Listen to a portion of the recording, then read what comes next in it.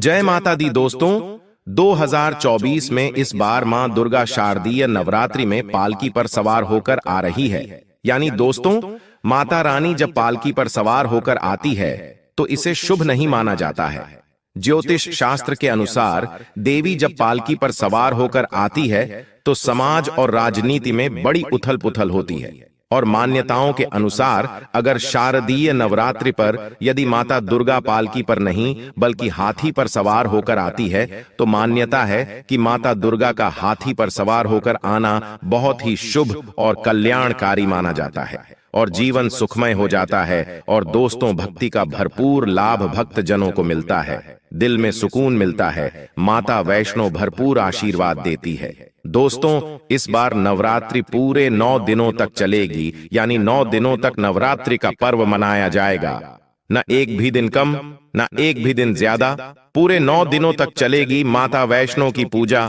मां शेरावाली की विशेष रूप से पूजा आराधना की जाएगी। शारदीय नवरात्रि का पहला व्रत 3 अक्टूबर गुरुवार को रखा जाएगा और अंतिम व्रत 11 अक्टूबर बुधवार के दिन रखा जाएगा। और दोस्तों, 11 अक्टूबर को कन्या पूजन किया जाएगा, जो कि इस दिन नवरात्रि समाप्त हो जाएंगे। आपको बता दें, इस बार घट स्थापना का शुभ मुहूर्त सुबह 6:14 से सुबह 7:21 तक रहेगा।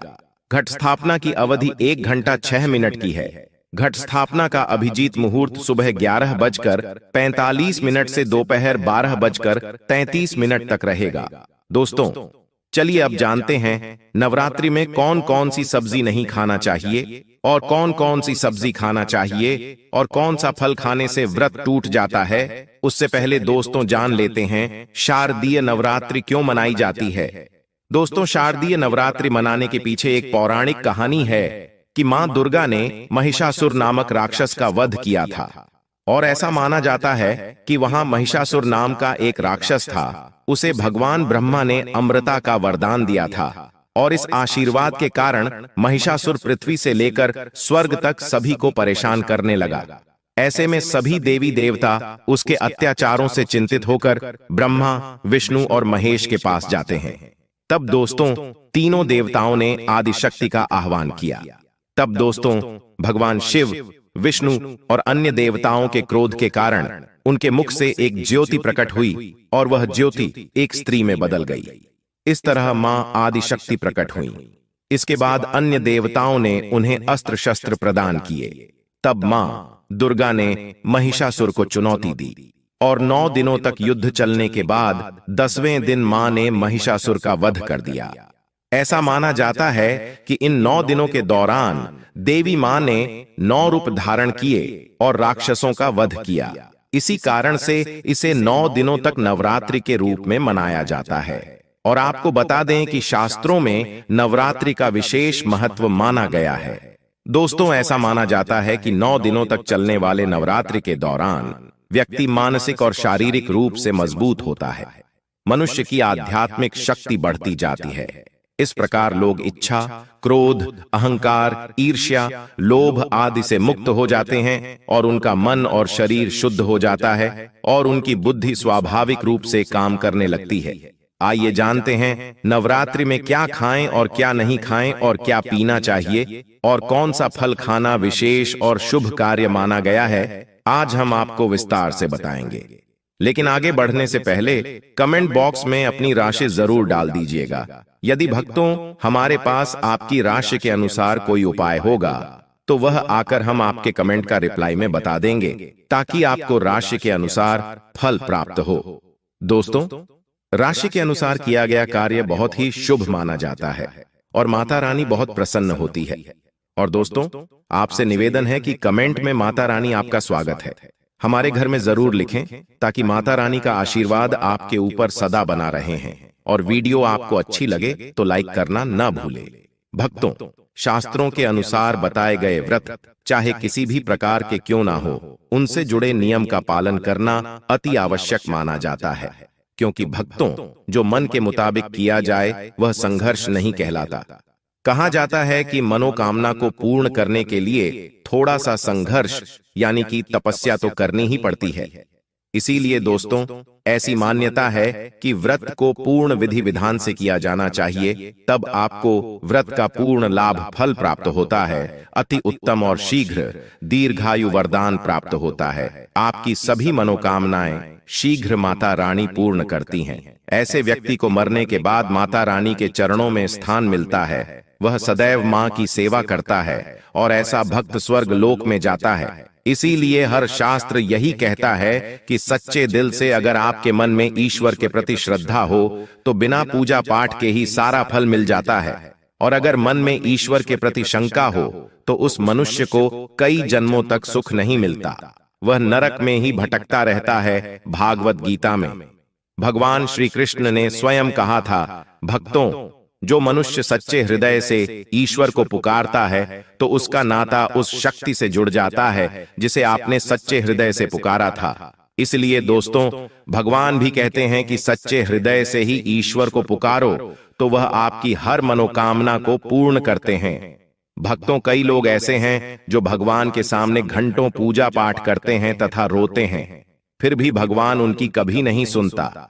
दरअसल जब आप सच्चे मन से ईश्वर को पुकारते ही नहीं हैं, तो भला वह आपकी पुकार कैसे सुनेंगे। दोस्तों, यह तो थी वो बातें जो भक्त और भगवान के बीच की हैं। अब हम जानते हैं नवरात्रों के दौरान क्या नहीं खाना चाहिए और क्या नहीं पीना चाहिए और कौन सा फल खाने से व्रत संपूर्ण और सफल हो जाता है। तो आइए शुरू करते हैं। दोस्तों, आपको बता दे, भूलकर भी नवरात्रि के दिनों में पानी पूरी कभी मत खाना, क्योंकि इस दिन कभी कभी बीच में शुक्रवार पड़ जाता है और शुक्रवार को मां संतोषी का वार कहा जाता है। माता संतोषी खट्टी चीज खाने वाले व्यक्ति से हमेशा क्रोधित रहती है, नाराज रहती है, क्योंकि नवरात्रों में माता संतोषी जागृत अवस्था में हो जाती है। और भक्तों, आपको बता दे कि माता संतोषी की शक्ति नवरात्रों में कई करोड़ गुना बढ़ जाती है। और नवरात्रों में जब शुक्रवार पड़ जाए तो इमली नहीं खाना चाहिए। माता संतोषी रुष्ट हो सकती है, आपको दंड दे सकती है। नींबू नहीं खाना चाहिए। वैसे तो नवरात्रि के व्रत में नींबू खा लेना चाहिए, पर अगर शुक्रवार हो तो माता संतोषी के क्रोध से बचने के लिए नींबू नहीं खाना है। इस दिन नींबू का त्याग करना चाहिए। अब दोस्तों, आपको यह भी बता दे कि नवरात्रि में पानी पूरी क्यों नहीं खानी चाहिए, क्योंकि उसमें लहसुन प्याज होता है और खट्टा भी होता है जो व्रत को भंग कर सकता है, पाप लग सकता है। अगर आप नवरात्रि या शुक्रवार को खट्टा नहीं खाते हैं तो माता संतोषी आपको धन धान्य से मालामाल कर देती है, आपके घर में अपना आवास बना लेती है। दोस्तों, बस शुक्रवार के दिन नवरात्रों के दिनों में इस चीज का त्याग करना चाहिए, पालन करना चाहिए। नवरात्रों में लहसुन प्याज और खट्टा, फिर चाहे आपने व्रत भी नहीं रखा है, फिर भी आपको शुक्रवार के दिन या अन्य दिनों में लहसुन प्याज नहीं खाना चाहिए। भक्ति नवरात्रि के दिन अगर आपने व्रत रखा है तो यह फल जरूर खाने चाहिए। दोस्तों, आपको बता दे कि शास्त्रों में बताया जाता है कि भगवान के भोग में सेब आदि जरूर अर्पित किया जाता है। अगर आपका व्रत है तो आपको उसे जरूर खाना चाहिए। केला, पपीता, तरबूज और मीठे अंगूर जरूर खाना चाहिए। इन फलों से व्रतधारी को शक्ति मिलती है और व्रत संपूर्ण हो जाता है। और शास्त्रों में बताया जाता है कि नवरात्रों के दिनों में केला जरूर खाना चाहिए। नवरात्रों के दिनों में केला का घर में प्रवेश होना बड़ा ही शुभ माना गया है। केला खाने से नवरात्रि का व्रत सफल हो जाता है, क्योंकि इसमें माता रानी और भगवान विष्णु का आशीर्वाद मिला हुआ होता है। नवरात्रि के दौरान से जो भी खाता है उसे दुखों का सामना नहीं करना पड़ता है। केला आपको जरूर खाना चाहिए। माता लक्ष्मी प्रसन्न होती हैं और आशीर्वाद देती है। दोस्तों, आपको बता दें कि नवरात्रों में तेल की तली हुई हरी मिर्च खा सकते हैं, लेकिन कम मात्रा में खाना है। व्रत के दौरान ज्यादा तीखा नहीं खाना चाहिए। भक्तों, व्रत में तीखा खाने से व्रतधारी की जो पेट की आंतें होती हैं उसमें जख्म हो सकते हैं। क्योंकि इस दौरान हम व्रत का पालन करते हैं तो हमारे पेट में कुछ नहीं होता है, इसीलिए हल्का खाना खाना सर्वोपरि है और उत्तम माना जाता है। व्रतधारी को रसीले आलू अवश्य खाना चाहिए। इससे हमारे शरीर में ऊर्जा की भरपूर जरूरत होती है, पूरी हो जाती है। आप आलू का पानी पी सकते हैं, रसीले आलू जरूर खाना चाहिए। दोस्तों, नवरात्रों में भिंडी की सब्जी जरूर खाना चाहिए, क्योंकि दोस्तों भिंडी में कई ऐसे पोषक तत्व होते हैं जो हमारी हड्डियों को मजबूत बनाते हैं। तथा नवरात्रों में बैंगन की सब्जी जरूर खाना चाहिए, लेकिन याद रहे, जब नवरात्रों में सोमवार पड़ जाए तो बैंगन की सब्जी मत खाना, पाप लगेगा। नवरात्रों में सब्जी में हरा धनिया जरूर डालना चाहिए। हरे धनिये से भी व्रतधारी को पोषक तत्व मिलते हैं। नवरात्रों में हरा धनिया अवश्य खाएं, इससे भक्तों जो शुगर लेवल होगा वह कम हो जाएगा। और नवरात्रों में रिफाइंड का तेल और सरसों का तेल भूलकर भी व्रत के दौरान नहीं खाना चाहिए। मूंगफली का तेल और देसी घी और गोले का तेल खाना अच्छा माना जाता है। और दोस्तों, नवरात्रों में व्रतधारी को डिब्बा बंद लस्सी, डिब्बा बंद जूस नहीं पीना चाहिए। उसमें कई केमिकल मिले होते हैं जिसके कारण आपका व्रत टूट सकता है। जब भी आप फलों का जूस पिएं तो याद रखें, उसमें नमक डालें, नहीं तो व्रत टूट जाएगा। साथ ही साथ जूस में बर्फ भी नहीं डालना चाहिए। दोस्तों, आपको फलों का सादा जूस पीने से व्रत सफल होता है। दोस्तों, नवरात्रि के दौरान सिंघाड़े का आटा या कुत्तू का आटा खाने से पहले यह देख लें कि आटा पुराना नहीं होना चाहिए, क्योंकि दोस्तों पुराने आटे में कीड़े वगैरह पड़ जाते हैं, जिसके कारण आपका व्रत टूट सकता है। क्योंकि यह छोटे छोटे कीड़े हमें दिखाई नहीं देते और आपके मुंह तक पहुंचाते हैं। ऐसा खाना मतलब कीड़े मकोड़ों का मांस खाने के बराबर माना गया है। दोस्तों, नवरात्रि के दौरान आप शाम के समय खाने में दही ले सकते हैं और आलू वगैरह खा सकते हैं। आलू के चिप्स खा सकते हैं, साबूदाने की टिकिया बनाकर खा सकते हैं और साबूदाने की खिचड़ी खा सकते हैं। आलू के पापड़ भी खा सकते हैं। दोस्तों, शारदीय नवरात्रि के दौरान आप दूध पी सकते हैं, जो आपको ताकत देगा। चाय वगैरह भी पी सकते हैं। साथ ही साथ यह भी जानिए, माता रानी को 3 चीजें कभी अर्पित मत करना, इससे माता रानी क्रोधित हो जाती है। ऐसे में अगर आप नवरात्रि की रात यह एक चीज अगर दिखाई दे जाए तो समझो माता रानी आपसे प्रसन्न है।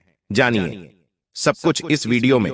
दोस्तों, धर्मशास्त्रों के अनुसार शारदीय नवरात्रि का पर्व बहुत ही शुभ और अत्यंत दुर्लभ एवं मंगलकारी और धन संपदा प्राप्त करने वाला महापर्व और धन वैभव कीर्ति यश प्राप्त करने वाला माह विशेष उत्सव माना जाता है। दोस्तों, माता रानी हमारे जीवन के सभी कष्टों को दूर करती है, हमारे घर में धन की वर्षा करती है। इसीलिए सच्चे दिल से कमेंट बॉक्स में मां को अवश्य याद करें। कमेंट बॉक्स में लिखें माता रानी की जय और माता रानी के लिए एक लायक अवश्य करें और हमारे चैनल को जरूर सब्सक्राइब करें। तो चलिए शुरू करते हैं। सबसे पहले अपनी राशि कमेंट बॉक्स में जरूर डाल दीजिएगा। यदि आपकी राशि के अनुसार हमारे पास कोई उपाय होगा तो वह आकर हम आपके कमेंट का रिप्लाई में बता देंगे। यह शास्त्र आधार पर जानकारी है। दोस्तों, सबसे पहले जानते हैं माता रानी को ऐसा क्या नहीं चढ़ाना चाहिए जिससे मां नाराज न हो। देखिए, एक बार हमने गलती से माता रानी को यह चीज चढ़ा दी थी, तब हमें माता के क्रोध का सामना करना पड़ा था। इसीलिए शारदीय नवरात्रि पर आप ऐसी गलती मत करना। शास्त्रों के अनुसार माता रानी को प्रसन्न करना इतना आसान नहीं होता, और जो व्यक्ति माता रानी को प्रसन्न कर लेते हैं तो वह व्यक्ति अचल संपत्ति के मालिक बन जाते हैं। उसके ऊपर माता लक्ष्मी की कृपा बड़ी जोरों शोरों से बरसती है। कई पीढ़ियों से जो गरीबी भोग रहे होते हैं, यदि माता रानी शारदीय नवरात्रि पर प्रसन्न हो जाए तो 7 जन्मों तक की गरीबी मिट जाती है। धन वैभव से घर भर जाता है। उत्तम जीवन साथी तथा धन संपदा के साथ यश कीर्ति वैभव सौभाग्यशाली जीवन, सभी कष्टों से राहत, बीमारियों से राहत मात्र माता रानी के पूजन से समाप्त हो जाती है। जो व्यक्ति खास तौर पर शारदीय नवरात्रि पर माता रानी को प्रसन्न कर लेता है, वह व्यक्ति कुछ ही समय में धनी हो जाता है तथा राजा बन जाता है। मां लक्ष्मी उसी घर में वास करती है जहां पर सच्चे हृदय से मां की भक्ति हो। आपको बता दें, साल भर के इस त्योहार में माता रानी की पूजा में ये 3 चीजें माता रानी को कभी मत चढ़ाना, नहीं तो आपको बर्बाद होने से कोई नहीं रोक सकता। जो हमने गलती की वह आप मत करना, इससे माता रानी नाराज हो जाती है और हमेशा हमेशा के लिए आपका साथ छोड़ सकती है। एक बार माता रानी ने हमारा साथ छोड़ दिया था क्योंकि हमने गलती से माता रानी को यह चीज चढ़ा दी थी। तब बड़ी श्रद्धा पूजा पाठ करने के बाद माता रानी को हमने मनाया, प्रसन्न किया और आज हम करोड़पति हैं, धनवान है। माता लक्ष्मी सदैव हमारे घर में वास करती है। जय माता रानी। माँ बड़ी प्यारी है, चंचल है, अपने भक्तों को कभी निराश नहीं करते। आप माता रानी को शारदीय नवरात्रि पर एक मिश्री का टुकड़ा भी अर्पित करके पूजा पाठ कर सकते हैं। यदि आपके पास धन नहीं है तब भी माता रानी उतना ही प्रसन्न होती हैं और आपके जीवन में धन और धनवान पूर्ण रूप से आपको यश कीर्ति प्रदान करती है। माता को छल कपट द्वारा धन प्राप्त करने पर तथा उन पैसों से पूजा करने पर माता प्रसन्न नहीं होती, उल्टा माता रानी अत्यंत रूप से क्रोधित हो जाती है। इसीलिए हम तो कहते हैं कि ऐसा ना करें तो ज्यादा ही अच्छा होगा। हमने जो गलती की कम से कम आप वह गलती ना करें, ये गलती प्राचीन ज्ञान चैनल कर चुका है। इसीलिए हम चाहते हैं माता रानी की कृपा आपको उचित मार्ग करने के बाद ही प्राप्त हो। भक्तों, जब आप माता रानी की मूर्ति या तस्वीर लेकर आए तो हमेशा ध्यान से देख लें। टूटी हुई तथा छटकी मूर्ति नहीं होनी चाहिए। खंडित मूर्ति की पूजा नहीं की जाती, इससे माता रानी नाराज हो सकती है। शारदीय नवरात्रि पर पूजा की चौकी लाल कपड़े से बिछानी चाहिए। सफेद कपड़ा तथा काला कपड़ा या नीला कपड़ा नहीं बिछाना चाहिए। लाल रंग सर्वश्रेष्ठ और माता रानी को बहुत प्रिय है। भगवान कृष्ण कहते हैं, जो व्यक्ति माता रानी की पूजा में लाल कपड़े का आसान बिछाकर माता रानी का पूजन करेगा, उसके घर में धन वैभव यश कीर्ति उत्तम फलाहार रूप में उसका घर अन्न धन से भरा रहता है। घर में सुख समृद्धि की कोई भी कमी नहीं रहती। इससे माता रानी अत्यंत प्रसन्न होकर इस आसन पर विराजमान होती है। माता रानी की पूजा में हरा वाला नारियल नहीं चढ़ाना चाहिए। इस समय आपको जटा वाला नारियल चढ़ाना चाहिए, क्योंकि नारियल माता रानी का प्रतीक है। शारदीय नवरात्रि पर नारियल घर में अवश्य लाना चाहिए, इससे साक्षात माता रानी का आगमन होता है। माता रानी को फलों में नाशपाती नहीं चढ़ाना चाहिए, इससे पाप लगता है। नाशपाती यानी नाश करने वाला, इसीलिए शुभ समय पर नाशपाती नहीं चढ़ाना चाहिए। माता रानी के पूजन में अक्षत यानी चावल का बहुत महत्व माना गया है। शारदीय नवरात्रि पर चावल माता रानी को अवश्य अर्पित करने चाहिए। टूटे हुए चावल नहीं होने चाहिए, इससे माता रानी नाराज हो जाती है। शारदीय नवरात्रि पर घर के चावल कभी किसी को मत देना, इससे माता रानी आपका घर छोड़ सकती है, क्योंकि चावल माता लक्ष्मी का प्रतीक है। इस समय माता लक्ष्मी घर पर आती है, जाती नहीं है। दोस्तों, हमेशा याद रखें, शारदीय नवरात्रि के पूजन में माता लक्ष्मी को तुलसी नहीं चढ़ानी चाहिए, क्योंकि इस समय मां दुर्गा, मां लक्ष्मी और 9 देवियों की पूजा की जाती है। इसीलिए चैत्र नवरात्रि के पूजन में तुलसी अर्पित नहीं करनी चाहिए। दोस्तों, चैत्र नवरात्रि पर लहसुन प्याज का खाना नहीं बनाना चाहिए। इस समय हलवा, खीर, पूड़ी आदि बनानी चाहिए, क्योंकि यह खाना माता को भोग लगता है। इसीलिए इस दिन मांस, मदिरा, लहसुन प्याज का खाना घर में नहीं लाना चाहिए। ऐसे शुभ मुहूर्त पर अशुभ कार्य न करें। दोस्तों देखिए, शुक्रवार का दिन माता लक्ष्मी को समर्पित होता है तथा माता संतोषी को भी समर्पित होता है। इमली की चटनी, नींबू खा लेते हैं तो इससे माता संतोषी क्रोधित हो जाती है। जब शारदीय नवरात्रि पर आए तो इस दिन माता संतोषी जागृत हो जाती है। इसीलिए इस दिन इमली, पानी पूरी, नींबू आदि नहीं खाना चाहिए। कम से कम थोड़ा माता संतोषी का मान सम्मान अवश्य बढ़ाएं। इससे धन की देवी माता लक्ष्मी और अत्यंत रूप से प्रसन्न हो जाती है और आपको धन और धनवान रूप से आपके घर में वास बना लेती है। दोस्तों, शास्त्रों के अनुसार माना जाता है कि शारदीय नवरात्रि के दिन एक स्त्री को लाल, गुलाबी तथा पीला रंग या भगवा रंग के कपड़े ही पहनने चाहिए। माता रानी के पूजन में सुहागिन महिला को सफेद रंग नहीं पहनना चाहिए। यह रंग विधवा रूप माना गया है तथा काला रंग भी पहनकर पूजा नहीं करनी चाहिए। इसे शुभ नहीं माना जाता। काला रंग शनि का प्रतीक होता है। माता रानी को लाल कपड़े अति प्रिय हैं। लाल रंग माता रानी को बहुत ही अच्छा लगता है। शारदीय नवरात्रि पर सुहागन महिलाओं को अपनी मांग में भरपूर मात्रा में सिंदूर भरना चाहिए। पैरों में पायल तथा श्रृंगार आदि होना चाहिए। इससे माता रानी बहुत प्रसन्न होती है और आपको धन धान्य से माला माल कर देती है। माता रानी कहती हैं, जो मेरे लिए इतना श्रृंगार आदि कर सकती है तो उसके प्रति मेरे लिए भक्ति कितनी होगी। माता रानी बहुत प्रसन्न होती है। मां दिल से ऐसी स्त्री को आशीर्वाद अपना सदैव देती है। अखंड सौभाग्यवती का वरदान